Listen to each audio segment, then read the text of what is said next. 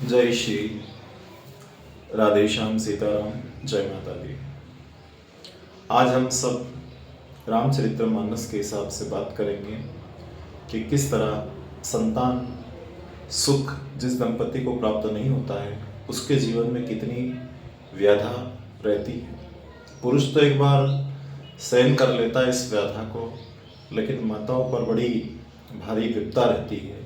जिन माताओं को संतान नहीं होती उनको लोग कोस कोस करके अनेक प्रकार की कष्ट देते हैं, अनेक प्रकार के उनको ताने सुनना पड़ते हैं और उस कष्ट से कई माताएं तो हमने सुना है आत्महत्या तक कर लेती है। लेकिन शास्त्रों में, पुराणों में हर एक समस्या का समाधान कहीं न कहीं लिखा गया है और उस समस्या का समाधान आज हम रामचरितमानस के माध्यम से उसका निवारण खोजेंगे। रामचरितमानस भगवान श्री राम के जीवन पर आधारित एक ऐसा ग्रंथ है जिसकी एक एक चौपाई एक एक मंत्र के समान है। रामचरितमानस में सारी व्याधाएं दूर करने के अनेकों मंत्र गोस्वामी तुलसीदास जी महाराज ने लिखे हैं। ये स्वयं प्रेरणा भगवान शंकर की है, क्योंकि श्रद्धा विश्वास का कोई स्वरूप है तो वो माँ जगत जननी जगदम्बा और भगवान शंकर है। भवानी शंकरो वंदे श्रद्धा विश्वास रूपिणो याभ्यम बिना न पश्यन्ति सिद्धा स्वास्थ्यमीश्वर। जब तक जीवन में माँ पार्वती और भगवान शिव की कृपा नहीं आती तब तक जीवन में कोई भी बाधा दूर नहीं होती, क्योंकि शास्त्र और पुराणों में भी, रामचरितमानस में भी ऐसा लिखा गया है कि भावी मेट सके त्रिपुरारी। भविष्य को अगर कोई मिटा सकता है तो वह त्रिपुरारी भगवान शिव और माँ सती जगत जननी जगदम्बा माँ और भगवान शिव है। तो आज हम बात कर रहे हैं बांझपन पर, कि बांझपन का दोष कैसे दूर हो, क्या उपाय करना चाहिए, किस तरह करना चाहिए, किस विधि से करना चाहिए, कब करना चाहिए।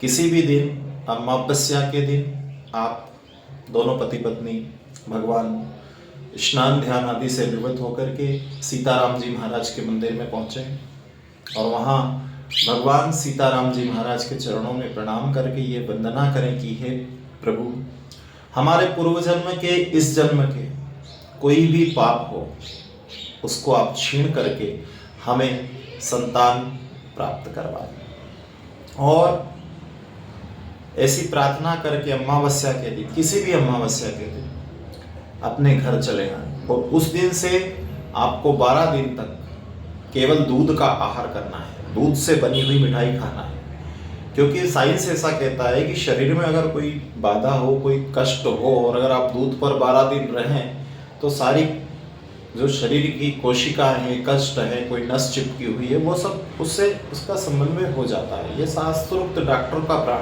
प्रमाण भी इसमें सम्मिलित है।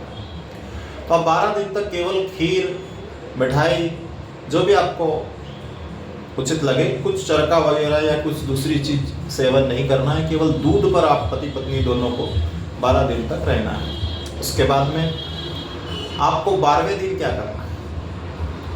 12वें दिन आपको एक ब्राह्मण को बुलाना है और उन्हें मीठी खीर, मिष्टान इत्यादि का भोजन करवाना है। और ये जो चौपाई हम बता रहे हैं इससे खीर की 108 आहुति विधिवत ब्राह्मण देवता से गणेश, गौरी आदि का पूजन करवा के 108 बार आपको इस चौपाई का हवन करवाना है। चौपाई रामचरितमानस के दोहा नंबर 190 के आगे और 190 के पीछे लिखी गई है।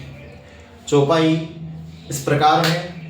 एहि विधि गर्भ सहित सब रानी, भई हर्षित भई रधे हर्षित सुख भारी। इस चौपाई का 108 बार आपको खीर से हवन करवाना है। खीर के अलावा यज्ञ की आहुति में कुछ भी नहीं रखना है।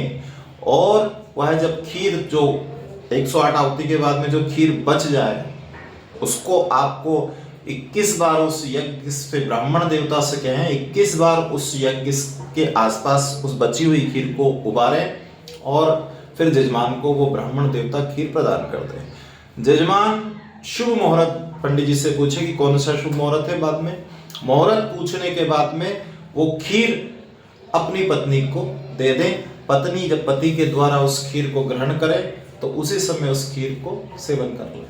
इस प्रकार से अगर आप इस उत्तम व्रत को, रामचरितमानस की इस चौपाई को करेंगे तो निश्चय ही आपके घर संतान का सुख प्राप्त होगा। जय माता दी, जय श्री राधेश्याम।